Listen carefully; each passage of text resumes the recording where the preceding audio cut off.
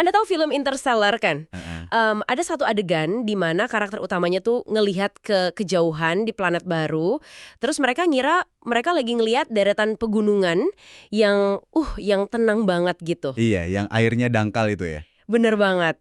Tapi pas mereka perhatiin lebih dekat, ternyata pegunungan itu adalah gelombang tsunami raksasa yang lagi melaju cepet banget ke arah mereka. Nah, kalau Anda ngelihat layar berita keuangan atau harga bensin di pompa hari ini, semuanya tuh tampak sangat tenang. Padahal itu ilusi kan? Betul, itu adalah sebuah ilusi optik. Jadi selamat datang di eksplorasi mendalam kita kali ini. Hari ini kita bakal membongkar krisis minyak global yang sebetulnya lagi terjadi diam-diam, tepat di bawah radar kita. Dan ini penting banget buat dibahas sekarang. Tuh kelihatan kalau harga yang Anda lihat sekarang ini kemungkinan besar cuma ilusi yang pada akhirnya bakal langsung menghantam dompet Anda. Oke, mari kita bedah sama-sama nih. Metafora tsunami tadi tuh benar-benar pas sih menurut saya. Soalnya tuh ngegambarin banget perbedaan antara apa yang terjadi di atas kertas sama apa yang sebetulnya terjadi secara fisik di lapangan. Maksudnya ada jeda waktu gitu ya? Iya, persis. Perekonomian global kita tuh lagi ngalamin semacam jeda waktu. Kayak momen di mana air laut kelihatan surut dulu sebelum gelombang utamanya benar-benar menyapu garis pantai. Tapi tunggu dulu nih, kalau saya jadi pendengar, saya pasti bakal agak skeptis. Maksud saya, kalau gelombang raksasa itu emang lagi datang dan pasokan energi global lagi terancam, kenapa pasar saham sekarang malah lagi pesta pora dan nyetak rekor tertinggi? Nah, itu dia. Kan aneh ya, kenapa nggak ada kepanikan masif di jalanan hari ini juga? Itu pertanyaan yang sangat wajar. Dan jawabannya tuh ada pada manipulasi psikologis di pasar keuangan kita. Jadi gini, kita harus bedain dulu antara apa yang disebut sebagai minyak kertas dan minyak fisik. Oke, minyak kertas sama minyak fisik, bedanya gimana tuh? Angka sekitar $100 per barel yang Anda lihat seliweran di layar TV itu, nah itu minyak kertas. Itu cuma kontrak berjangka, ya kayak janji buat beli atau jual minyak di masa depan. Contohnya kayak kontrak Brent Futures. Tapi kan, Anda nggak bisa masukin selembar kertas kontrak ke dalam tangki bensin mobil Anda kan? Bener juga, kertas cuma janji ya. Terus kalau minyak sungguhannya gimana? Minyak yang bener-bener dipompa ke dalam kapal tanker gitu. Nah, itulah yang disebut minyak fisik, atau istilahnya dated Brent. Dan kalau hari ini ada kilang yang benar-benar butuh minyak sungguhan buat diolah jadi bensin, mereka tuh nggak bayar $100. Terus bayar berapa? Mereka terpaksa bayar antara $130 sampai $160 per barel di pasar fisik. Jadi, ada kesenjangan harga yang luar biasa besar di sini. Bentar. Kesenjangan 35 sampai $60 per barel, wah itu sih nggak masuk akal. Emang nggak masuk akal. Soalnya dari data yang kita pelajari, biasanya beda antara harga kertas sama fisik itu paling cuma $1 atau $2 aja kan? Ya mungkin $5 lah kalau lagi ada gangguan cuaca kecil. Tapi $35, ini pasti kesenjangan terbesar dalam sejarah nih. Kok pasar bisa ngebiarin ketidakseimbangan segede ini terjadi sih? Yang sangat menarik di sini adalah karena ada pihak-pihak dengan kekuatan modal raksasa yang emang sengaja menekan harga kertas itu. Sengaja ditekan. Ya, dari data yang dicatat tuh, kelihatan ada entitas yang lakuin shorting atau jual kosong di pasar minyak senilai ratusan juta dolar. Dan anehnya, ini terjadi tepat 20 menit sebelum ada pengumuman penting dari pemerintah soal potensi gencatan senjata di Timur Tengah. Wow, 20 menit sebelumnya. Itu kebetulan yang aneh banget. Benar, dan ini bukan anomali yang cuma terjadi sekali. Pola ini tuh udah terjadi berulang kali. Tujuannya apa? Buat membanjiri pasar kertas dengan kontrak jual, biar algoritma komputer mikir kalau pasokan tuh lagi melimpah ruah. Oh, biar harga kertas tetap rendah dan pasar saham nggak ikutan panik ya? Tepat sekali.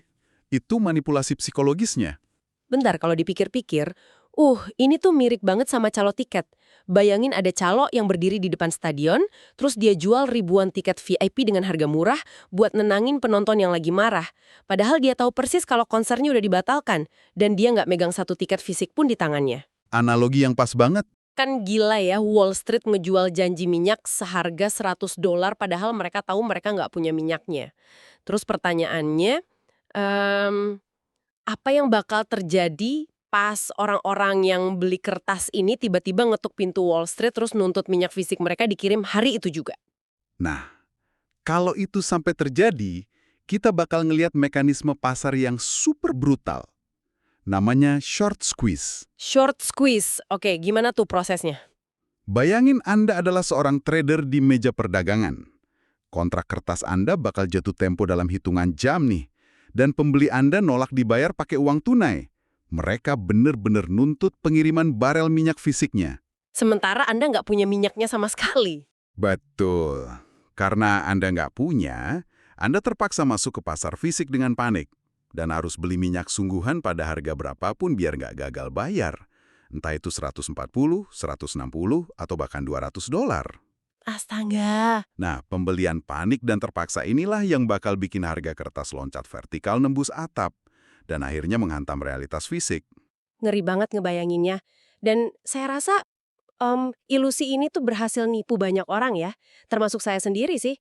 Soalnya kan ada mitos lama kalau Amerika Serikat itu udah kebal terhadap guncangan energi. Iya, narasi itu kuat banget beredar. Kan kita sering dengar tuh di berita, katanya AS adalah eksportir neto minyak terbesar, udah mandiri secara energi, seolah-olah kita bisa merem aja ngadepin krisis global. Tapi pas ngelihat angkanya, ternyata kita tuh cuma hidup dalam fantasi ya. 100% fantasi. Kalau Anda bedah angkanya, AS tuh saat ini mengimpor sekitar 6,3 juta barel minyak dan cuma mengekspor 4,1 juta barel per harinya. Berarti defisit dong. Matematikanya sederhana banget, ada defisit 2,2 juta barel setiap harinya. Jadi, Anda nggak bisa bertingkah seolah-olah Anda adalah pemasok energi utama dunia kalau negara Anda sendiri masih mengonsumsi jauh lebih banyak daripada yang diproduksi. Oke. Jadi pasar kertas itu ibarat cermin retak yang nunjukin bayangan palsu ya. Dan diam-diam, AS tuh masih sangat bergantung sama minyak dari luar. Kalau gitu, mari kita bahas realitas fisiknya nih. Seberapa parah sih sebenarnya kelangkaan suplai yang memicu tsunami ini? Soalnya jujur aja rasanya kita sekarang masih bisa hidup normal-normal aja tuh. Untuk ngelihat seberapa parah, kita harus nengok ke pusat pergerakan energi global, yaitu Selat Hormuz. Selat ini tuh ngalirin sekitar 20% pasokan minyak dunia. 20% dari seluruh dunia. Itu besar banget. Sangat besar. Dan saat ini, selat tersebut secara efektif tertutup untuk banyak kapal gara-gara konflik geopolitik. Padahal secara keseluruhan, ekonomi dunia tuh butuh sekitar 100 juta barel minyak setiap harinya biar roda industri tetap jalan. Dan gara-gara gangguan di Hormuz ini, kita kehilangan berapa barel per harinya? Kita kehilangan antara 8 hingga 13 juta barel pasokan setiap hari. Sebentar, biar saya perjelas dulu, biar Anda yang dengerin bisa ngebayangin skalanya nih. Amerika Serikat itu kan mengonsumsi sekitar 20 juta barel per hari. Berarti dunia saat ini tuh lagi kehilangan minyak yang setara dengan setengah dari total penggunaan harian seluruh Amerika Serikat. Betul. Dan itu terjadi setiap hari loh. Selama berminggu-minggu berturut-turut, dari sumber manajer dana energi yang kita pelajari, dia ngalkulasi kalau total lubang pasokan ini tuh udah mencapai sekitar 780 juta barel. Itu jumlah yang nggak mungkin bisa ditutupi dengan gampang, kan? Nggak bisa sama sekali. Coba kita bandingin angka 780 juta barel itu sama tabungan darurat dunia. Oke, mari kita bandingin. Cadangan minyak strategis Amerika Serikat, atau SPR, saat ini isinya cuma sekitar 400 juta barel. Jauh banget dari 780 juta. Iya, dan bahkan sebelum konflik ini pecah, cadangan itu tuh udah setengah kosong karena sempat dipakai buat nekan harga bensin di masa lalu. Terus gimana dengan cadangan negara-negara lain di seluruh dunia? Nah, ini yang bikin miris. Kalau kita kumpulin seluruh kapasitas cadangan yang tersisa dari semua negara produsen, angkanya tuh cuma sekitar 2,8 juta barel per hari. Cuma 2,8 juta? Iya. Jadi Anda nggak perlu jadi ahli matematika buat nyadar kalau kapasitas 2,8 juta barel nggak bakal pernah cukup buat nutupin kerugian harian yang besarnya 8-13 juta barel itu. Berarti tsunami fisik itu sebenarnya udah menghantam daratan di tempat lain dong, cuma kitanya aja yang di sini belum ngerasain. Tepat banget. Negara-negara berkembang tuh selalu jadi korban pertama dari ombak ini. Contohnya nih, di Filipina, warganya bangun tidur dan tiba-tiba nemuin harga gas mereka udah naik 2 kali lipat. 2 kali lipat dalam semalam? Iya. Terus di Indonesia dan Vietnam, pemerintahnya bahkan sampai harus nerapin kebijakan bekerja dari rumah atau WFH, cuma demi menghemat pembakaran bahan bakar di jalan raya. Di Thailand, biaya bahan bakar kapal perikanan mereka melonjak 250% yang bikin industri perikanannya terpaksa mulai tutup. Itu mengejutkan banget. Bahkan di sumber kita tuh disebutin kalau beberapa negara di Afrika, kayak Ethiopia sama Zimbabwe, mereka sampai harus mencampur bensin mereka dengan bahan kimia keras lain. Cuma buat nambah volume kan? Iya, cuma biar volume cairannya nambah dan stoknya bisa bertahan lebih lama. Soalnya pengiriman terakhir buat mereka udah terhenti sejak awal April. Nah, disinilah bagian yang benar-benar menarik buat saya. Kalau Asia dan Afrika udah mulai tercekik gara-gara ketergantungan mereka sama rute Teluk Persia, kenapa rantai pasok di Amerika Serikat kelihatannya masih nyantai-nyantai aja? Itu karena ada yang namanya penyangga logistik, semacam buffer waktu gitu. Minyak itu kan nggak diteleportasi ya, dia bergerak lambat melintasi samudra, pakai kapal. Oh, benar juga. Butuh waktu berminggu-minggu buat nyebrang. Betul, Amerika Serikat tuh saat ini masih hidup dari minyak fisik yang dimuat ke kapal-kapal tanker pada akhir Februari atau awal Maret kemarin. Sebelum rute-rute penting itu benar-benar terblokir. Kapal-kapal itu butuh waktu sekitar 45 hari buat sampai.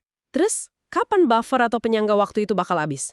Menurut proyeksi dari institusi KIJP Morgan, penyangga itu diperkirakan bakal habis secara total di sekitar tanggal 20 April. Dan kita saat ini udah ngelewatin tanggal tersebut. Wah, ini bikin semuanya jadi terasa sangat nyata nih. Kalau penjangga pasokan kita habis, dan IMF sendiri udah ngeluarin peringatan keras soal ancaman resesi global, apa yang sebenarnya bakal terjadi sama ekonomi kita sehari-hari? Saya rasa kita butuh konteks sejarah nih. Seburuk apa sih dampaknya kalau minyak fisik ini benar-benar langka? Kalau mau paham dampaknya, kita harus nengok ke belakang, ke sejarah guncangan minyak tahun 73. Waktu itu, pasokan minyak dunia tiba-tiba kepotong. Dan potongannya cuma sebesar 7%. Cuma 7%? Kedengarannya kecil banget. Kedengarannya memang kecil. Tapi akibat dari pemotongan 7% itu, pasar saham dunia hancur lebur, sampai anjlok 52%, dan inflasi meledak tembus 12,3%. Terus kejadian lagi di tahun 90, pas Perang Teluk. Pasokan juga turun sekitar 7%, dan itu bikin saham anjlok 21%. Bentar-bentar, saya harus motong di sini. Saya agak bingung sama mekanisme logisnya nih. Gimana ceritanya penurunan pasokan yang sekecil 7%, bisa memicu kehancuran pasar modal sampai 52%? Itu kayaknya reaksi yang lebay banget nggak sih? Memang kelihatannya reaksinya berlebihan secara matematis. Tapi secara psikologis dan operasional, itu tuh logis banget. Gini, pas orang tahu ada kekurangan pasokan, kepanikan bakal langsung ngambil alih.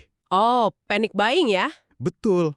Bayangin aja, kalau pom bensin di kota Anda ngumumin kalau mereka cuma ngebatasin 10 liter per mobil. Apa yang bakal terjadi? Pasti semua orang di kota itu bakal langsung rebutan antri ke pom bensin buat ngisi penuh tangki mereka di hari yang sama. Nah, itu dia.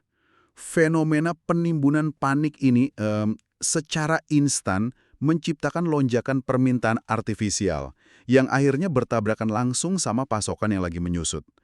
Efek dominonya parah banget. Rantai pasok buat truk logistik membeku.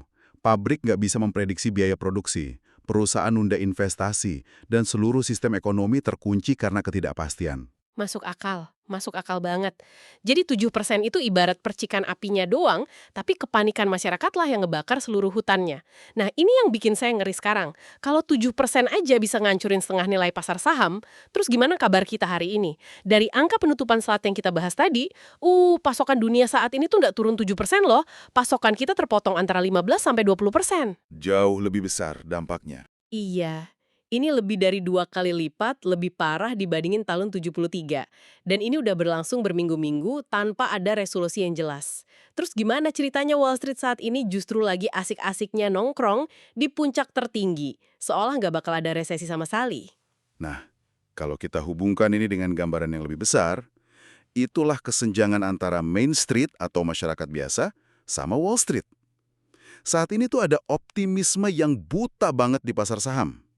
Tapi Anda tahu nggak siapa yang jarang banget salah menilai arah ekonomi? Siapa tuh? Masyarakat biasa.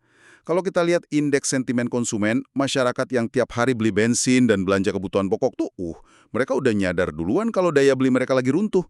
Jauh sebelum para analis di gedung pencakar langit sempat memperbarui tabel prediksi mereka. Wah, ini tuh bener-bener ngingetin saya sama karakter kartun Wile E. Coyote. Anda tahu adegannya kan? Yang dia ngejar burung roadrunner itu. Iya, bener. Dia kan lagi lari sekenceng-kencengnya, ngelewatin ujung tebing, terus selama beberapa detik, kakinya masih gerak-gerak di udara dan dia nggak jatuh. Gravitasi seolah belum nyadar kalau dia udah nggak berpijak pada apapun. Tapi pas dia akhirnya berhenti, terus nengok ke bawah, dan ngeliat nggak ada tanah di bawahnya, jatuhnya bakal sakit banget. Dan masalah utamanya, tebing yang lagi kita lewatin ini bukan cuma soal bensin kan? Ini soal makanan juga. Tepat sekali. Itu dia bom waktu terbesarnya yang lagi berdetak diam-diam. Kebanyakan orang tuh mikir kalau minyak sama gas alam itu fungsinya cuma buat ngegerakin mobil atau mesin pabrik aja. Padahal nggak cuma itu ya. Jelas nggak? Gas alam itu adalah bahan baku paling fundamental untuk memproduksi urea. Dan urea ini adalah komponen utama pembuat pupuk yang dipakai di hampir seluruh sektor pertanian di dunia. Jadi, pas gas alam sulit didapat, otomatis pabrik pupuk harus tutup atau naikin harga mereka secara ekstrim. Iya.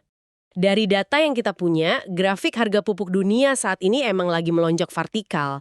Tapi saya bisa ngebayangin nih, pendengar kita mungkin ada yang mikir, oke, harga pupuk emang mahal. Tapi kan saya nggak makan pupuk. Harga makanan di supermarket deket rumah saya kayaknya masih biasa-biasa aja tuh hari ini. Kenapa dampaknya belum kerasa langsung ke makanan? Karena siklus tanam pertanian itu butuh waktu. Inilah yang kita sebut sebagai lag, atau jeda waktu ekonomi.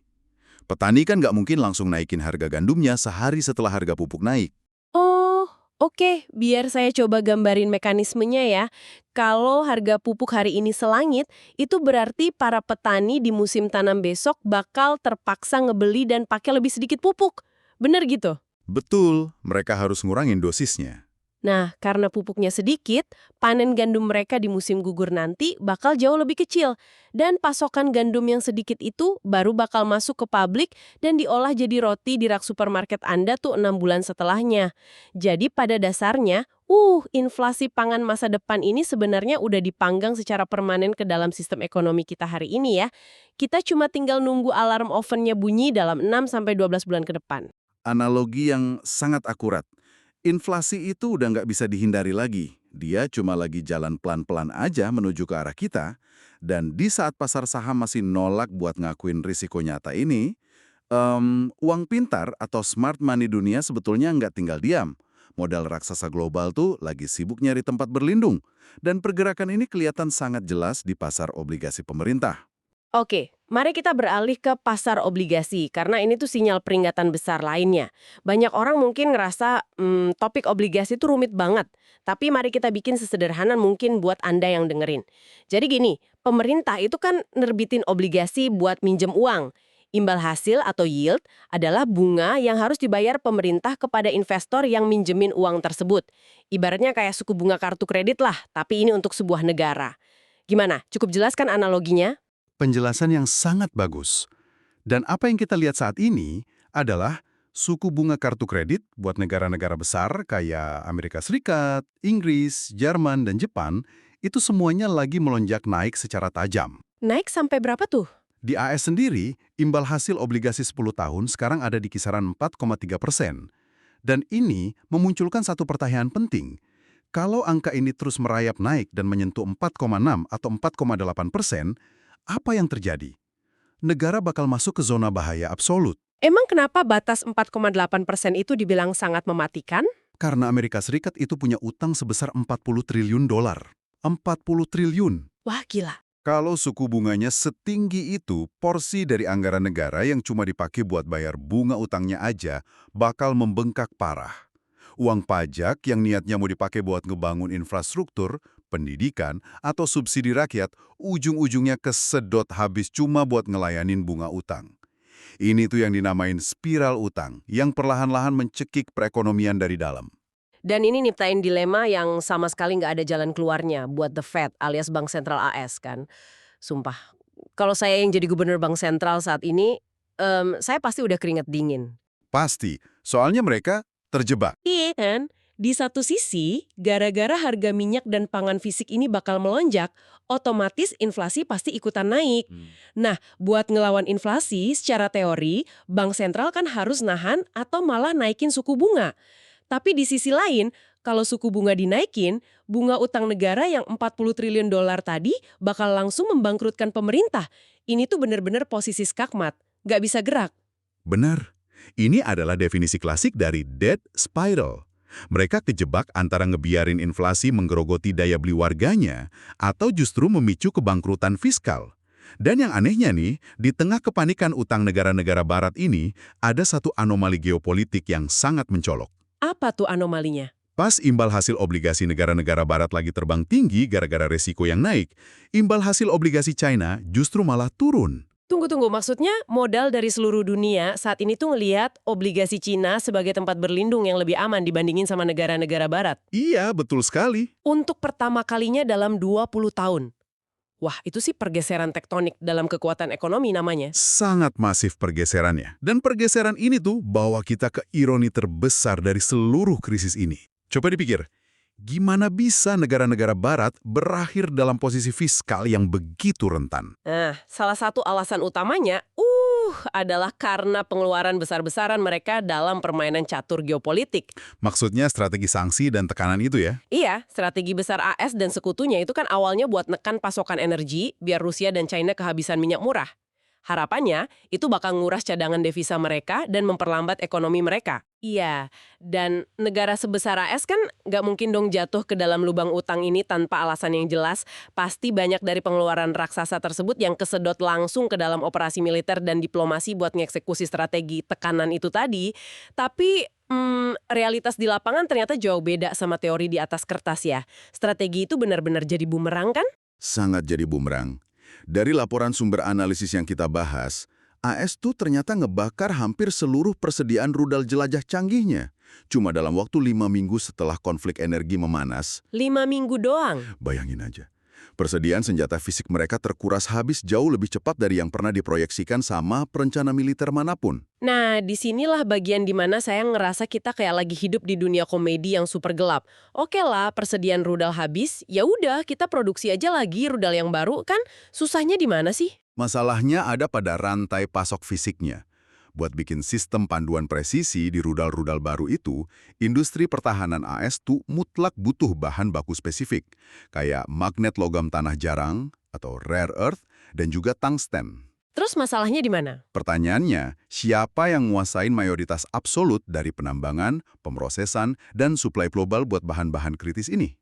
Jangan bilang China. Tepat, China. Ya ampun, jadi biar saya rangkum ironi gila ini ya. Kita tuh nyoba nekan mereka lewat jalur energi global biar mereka kehabisan sumber daya. Tapi gara-gara itu, kita malah ngabisin seluruh amunisi kita sendiri. Dan sekarang, supaya kita bisa bikin amunisi itu lagi, kita harus ngetuk pintu orang yang lagi kita tekan tadi buat minta izin beli bahan bakunya. Ironis banget kan? Ini bener-bener bumerang geopolitik tingkat dewa sih. Anda tuh nggak bakal bisa ngarang cerita seburt ini dalam novel fiksi tanpa diketawain pembaca. Tapi ya, inilah realitas kebijakan luar negeri kita saat ini. Kasus rudal ini tuh jadi bukti paling nyata dari poin utama yang kita bahas sejak awal tadi. Pada akhirnya, yang namanya realitas fisik itu sama sekali nggak peduli sama strategi politik yang katanya cemerlang, atau janji-janji diplomatik, apalagi manipulasi harga di pasar kertas. Realitas fisik selalu menang ya. Betul.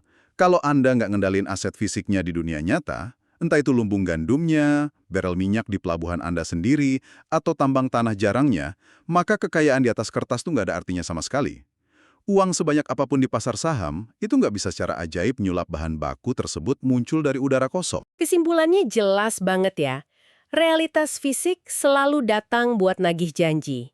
Dan tsunami itu sekarang udah bukan lagi cuma bayangan di cakrawala, airnya tuh udah mulai membasahi lantai tempat kita berpijak sekarang. Penyangga logistik minyak fisik kita udah habis, kelangkaan energi perlahan udah matiin industri dari Afrika sampai Asia, dan lonjakan harga makanan, udah dicetak secara tak kasat mata melalui harga pupuk hari ini. Setuju. Jadi cepat atau lambat, pasar kertas yang sekarang lagi pesta buta ini pasti bakal ditampar keras sama tekanan permintaan dari dunia nyata. Hal terpenting buat Anda yang lagi dengerin diskusi ini adalah jangan mau tertipu sama ilusi stabilitas yang disajiin sama grafik saham atau berita keuangan harian. Anda harus paham mekanisme jeda waktu ini. Inflasi barang-barang esensial tuh lagi berbaris pelan-pelan lewat rantai pasokan. Dan bentar lagi bakal sampai ke keranjang belanja Anda. Memahami pergerakan di balik layar ini adalah satu-satunya alat pertahanan Anda, biar nggak kaget pas biaya hidup tiba-tiba nanjak tajam nanti. Bener banget. Kita harus tetap waspada dan berpikir kritis. Pas kita ngelihat betapa rapuhnya urat nadi perekonomian dunia kita ini, di mana hal-hal yang paling esensial buat kehidupan kita, kayak bahan bakar, pupuk, dan bahan baku teknologi itu bisa dilumpuhkan cuma gara-gara tersumbatnya satu selat kecil di ujung dunia, ini memunculkan satu pertanyaan besar buat kita renungkan sama-sama. Apa itu? Apakah kita saat ini sebenarnya lagi melangkah masuk ke era baru, di mana negara-negara pada akhirnya bakal terpaksa ngelakuin deglobalisasi secara brutal, era di mana setiap negara bakal nutup perbatasan perdagangannya, terus mulai numbuh sumber daya alam mereka sendiri secara agresif, cuma demi bisa bertahan hidup. Dan kalau arus balik globalisasi ini benar-benar terjadi, apakah era emas di mana kita bisa nikmatin barang-barang murah, makanan yang melimpah, dan bensin yang terjangkau itu udah bener-bener berakhir untuk selamanya? Sama kayak kru Interstellar yang ngira mereka cuma melihat deretan pegunungan yang damai, pas Anda keluar rumah hari ini dan melihat harga-harga yang tampaknya masih stabil, ingatlah bahwa ada gelombang raksasa yang lagi terbentuk tepat di bawah permukaan. Terima kasih banyak udah nemenin kami membedah realitas di balik ilusi pada eksplorasi mendalam ini. Sampai jumpa di perjalanan kita berikutnya.